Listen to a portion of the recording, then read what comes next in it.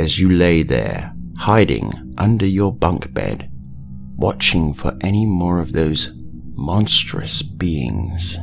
After a while of nothing but silence, you start to think, well, that's a bit odd, as even if it were a normal day and there would be no activity here, you'd at least be able to hear people snoring or breathing. So that begs the question, why this stretched out creature that resembled something human, but again not quite human anymore? Why can you not hear this creature breathe? Your mind begins to dwell on the many possibilities of why this creature wasn't to be doing something as normal as that. You think maybe this creature is an experiment gone wrong. Perhaps it breathes through its skin, like as if it was to absorb the oxygen on contact with the air. Maybe this creature was what someone was to be working on, like a carrier to a deadly disease. The doctors could have been using this creature to find ways of combating these various forms of viral bacteria or diseases, but then it broke free and ran to here. Another thought would race through your mind, but it couldn't be that. Your mind goes on to say that the creature must have been human, a more mutated form now. And again, you think that it could be something alien, like an alien mutation now. Another would come to you, thinking that the creature could be dead, as if wounded somehow, and that's why it did not breathe like you. However, you would begin to hear something that reminded you of your past dreams. A set of footsteps racing through the other room. Maybe your thoughts on the doctors looking for an experiment were to be correct, when the door to the far left of you would crank and slide open, and two men would walk in, aiming out what seemed to be flashlights, scanning for any sudden movements. When they would spot a set of legs, your heart begins to beat quicker now, again like in your dream.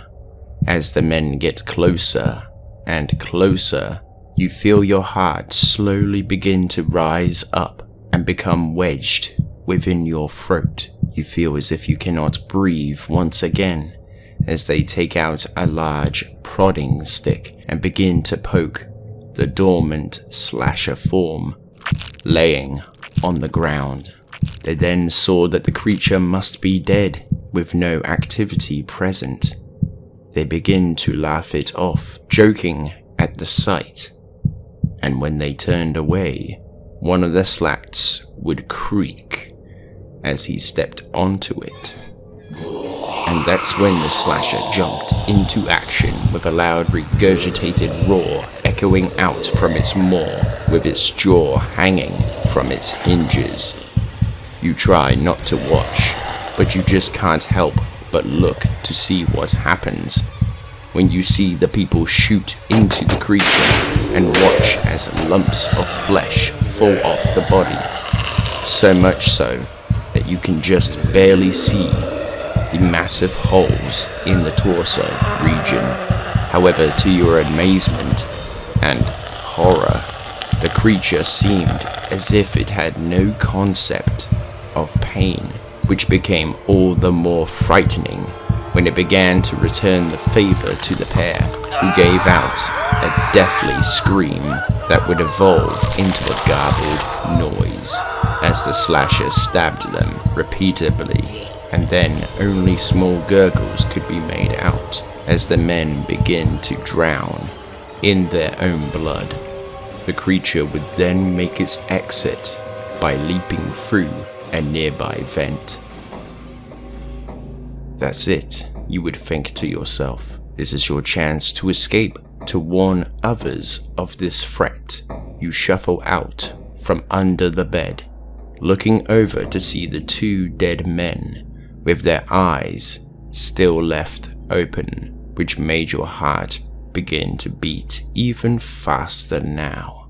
Seeing the emotion of pure terror in their eyes was indeed enough to fully disturb you, but also gave the mother of all shivers down the back of your spine. Regardless, you crept over to them, seeing the weapon one had near to them, which looked to be a force gun, but slightly modified for a more offensive capability.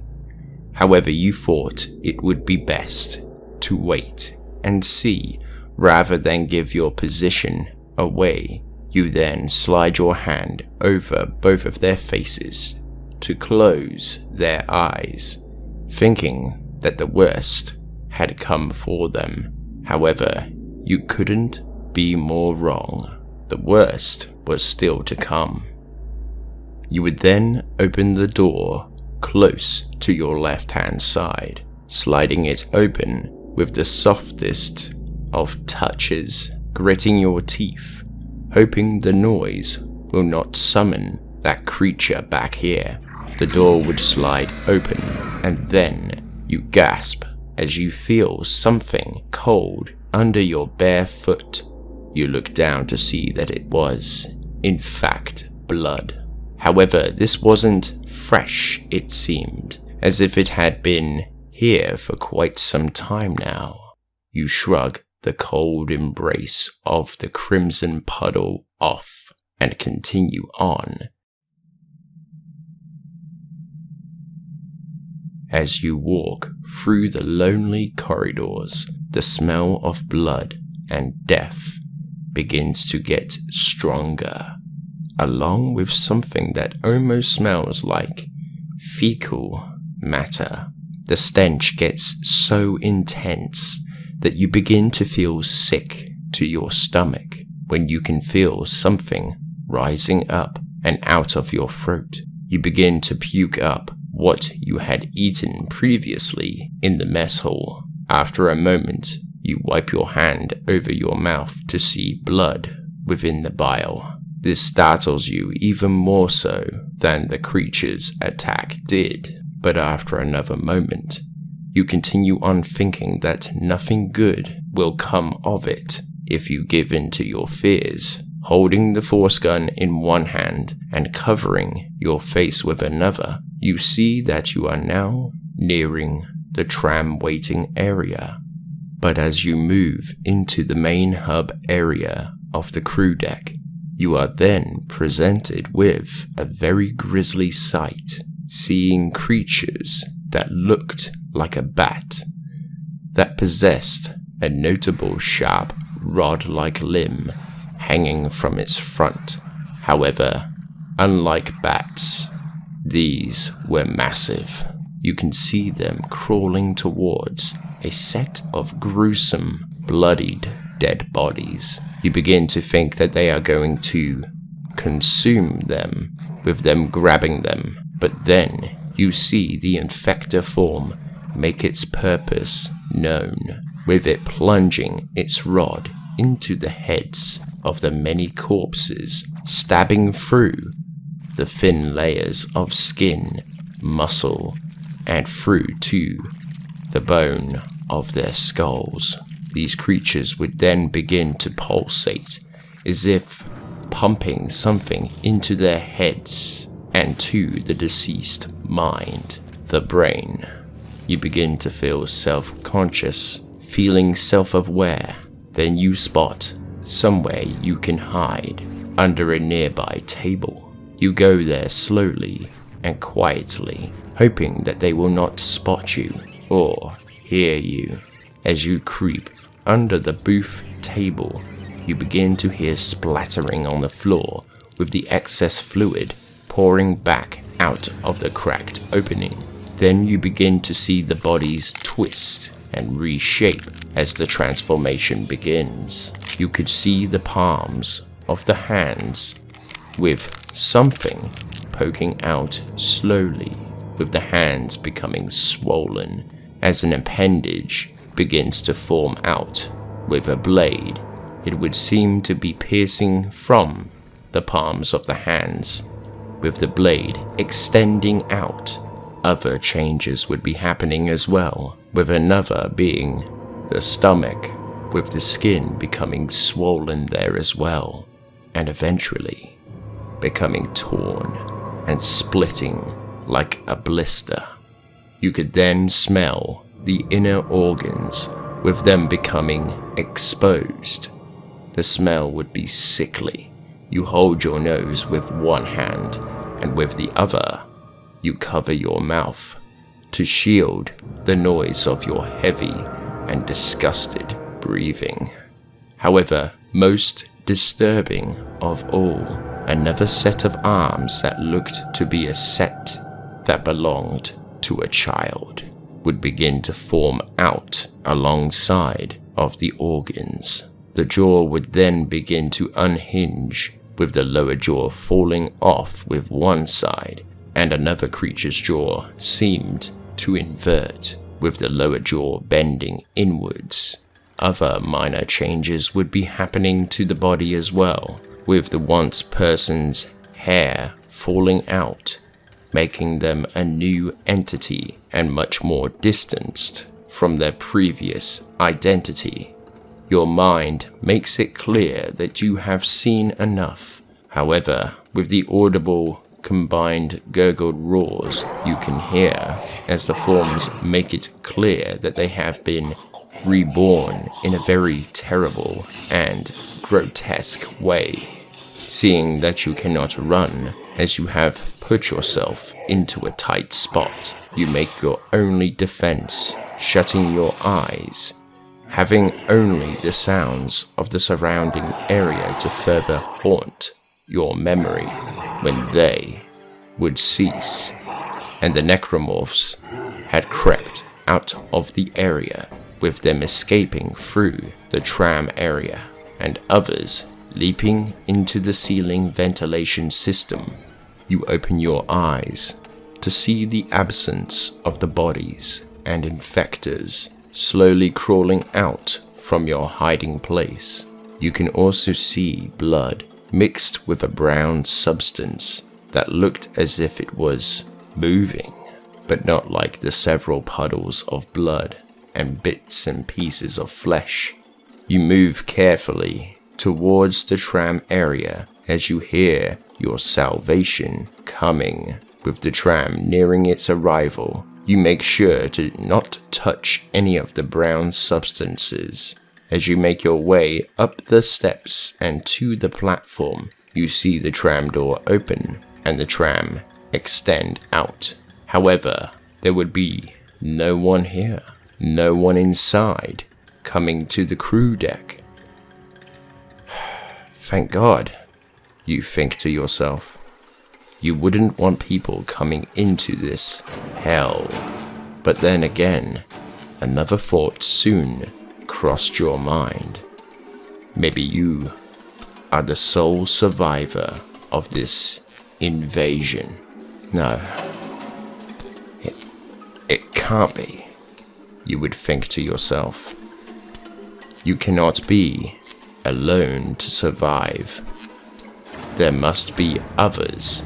There has to be. You look towards the opening, seeing the lights inside the tram flicker, and one would eventually break, with the pieces of glass shattering to the floor. You look to your bare feet, thinking that you might take your chances with those monsters. However, as if fate's ears were burning, you hear a series of roars coming up from behind you, with one charging towards you.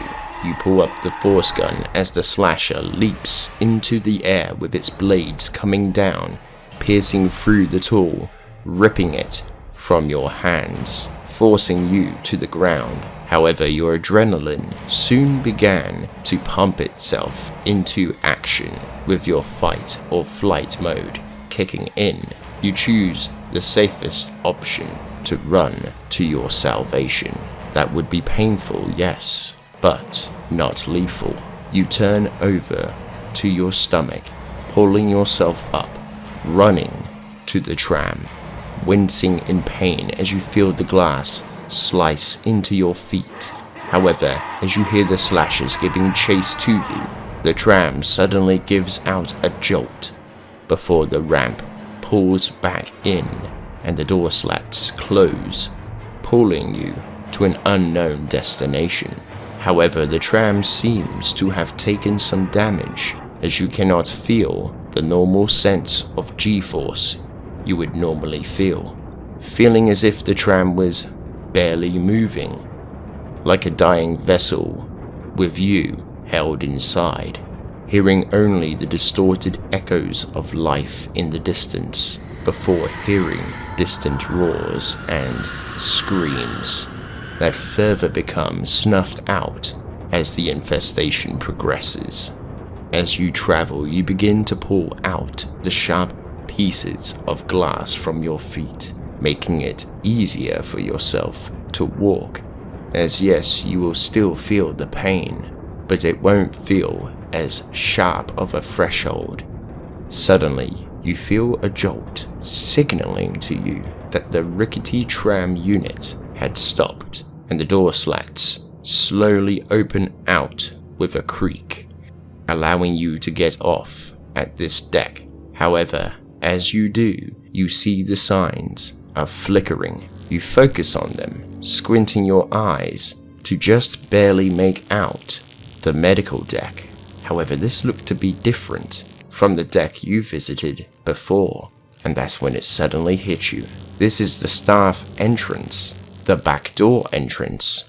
Seeing the tram move past this deck very slowly with another creak as it moves, you tell yourself that, well, there must be people here, and how right you would be. You walk slowly through the forward corridor, and then you would come up to a set of doors that lead you into a control room for an unknown area to appear to you, but this would be the cryogenics lab. Seeing no danger, you make your way inside, moving past the center and through to another set of doors. But before you go to open them, you hear something, a voice, one that you have heard before. However, as you turn your head, you see no one there. You let out a sigh as you press your hand on the hologram, and as the doors slide open, something suddenly grabs you and you feel a sharp pain in your neck, and after a brief struggle, the world begins to fall out of sight, growing darker and darker, and your limbs become unresponsive.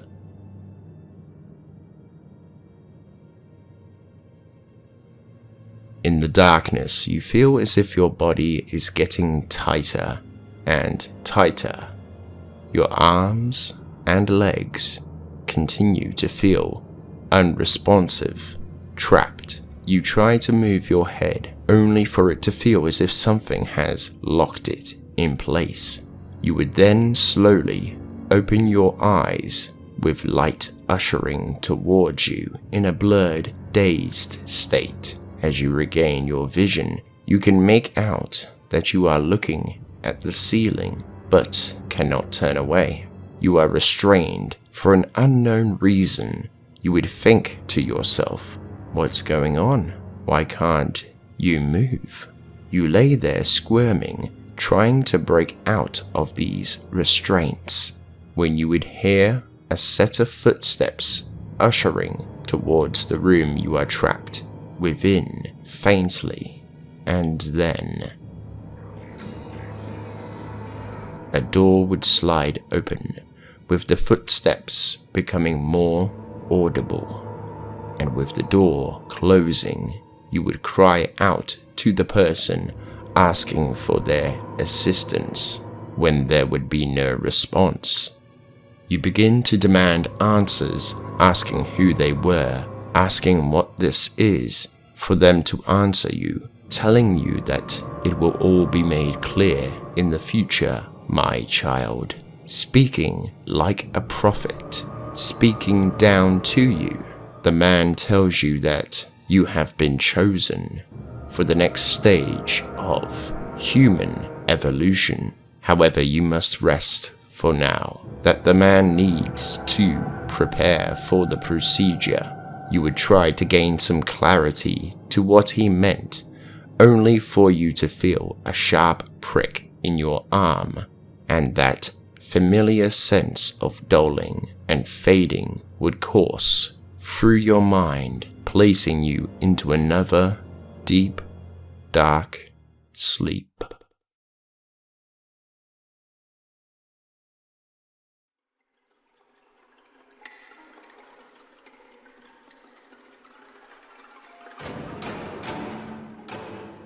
In your time of resting, the dreams would return, but this time more as flashes, until you finally awoke with the man standing in front of you now, but with his back turned, moving equipment around and holding a glass vial in his hand.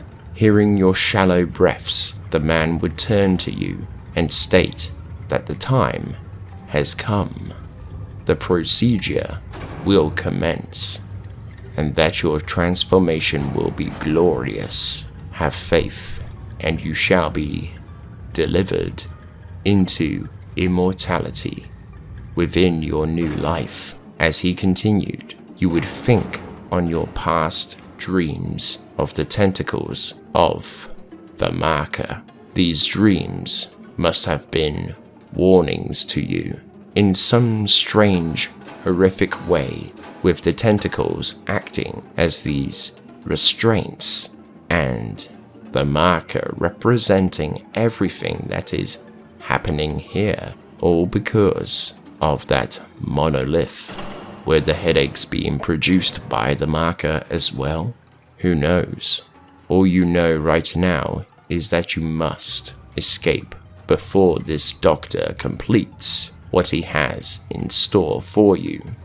When the man pointed to a diagram on the wall explaining the procedure to you, which would scare the living daylights right out of you, he would state that with this drill, he plans to make an orifice and funnel the contents of the specimen in the vial into the area where your brain resides, allowing the infection to take root. And all of this was again to be glorious, all in the name of science and unitology, using your body for his personal research and study. He would come towards you with the drill. You begin to take deeper breaths, telling him to stay back, hoping that words alone would be enough to persuade him. However, he would already have his mind made up, and you catch a glimpse of a certain look to his eyes that conveyed the message that he was in fact going to complete this procedure. He would then take a clean cloth, applying some alcohol to it, then proceeds to clean your forehead with it.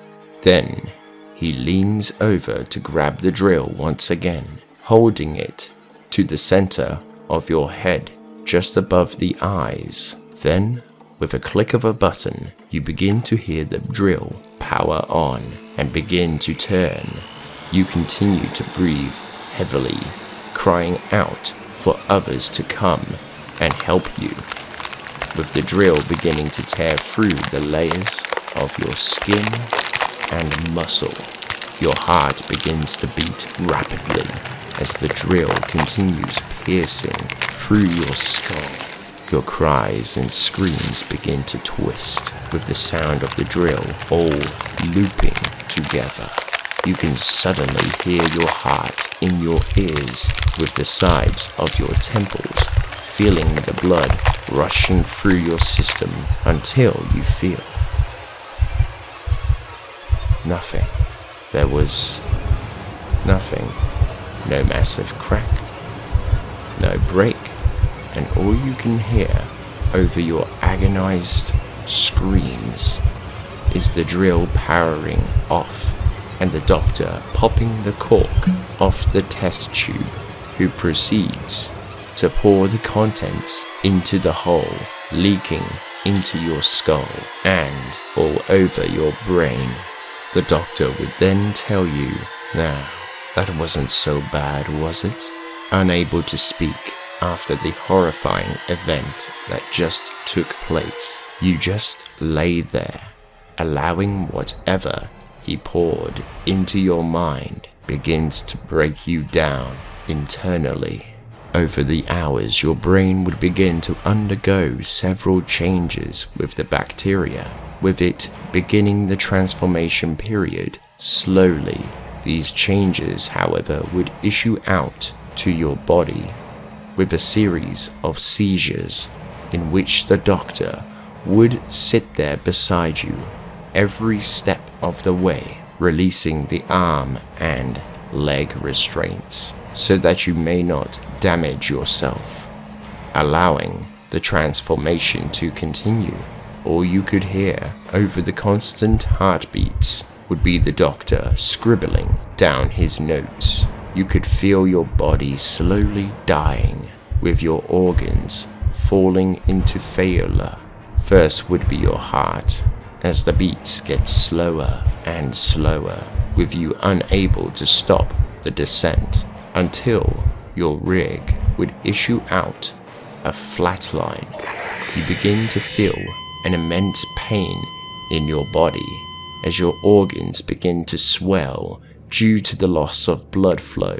It feels as if something is stabbing you from inside your own body, an immense pain that you cannot escape until you see the ceiling vent slowly disappear from your sight, being replaced with flashes of your family, of your time on board the Ishimura, and slowly too do they fade from your vision as the world becomes darker and darker until nothing is left. Thank you for watching. If you enjoyed, then give the video a like, comment your thoughts below, and I look forward to hearing from you. Sign up to join the British Alliance today by subscribing and ringing in the notification bell to receive future updates on new forms of content every week, and I will see all of you among the cosmos, and be sure to have a good one.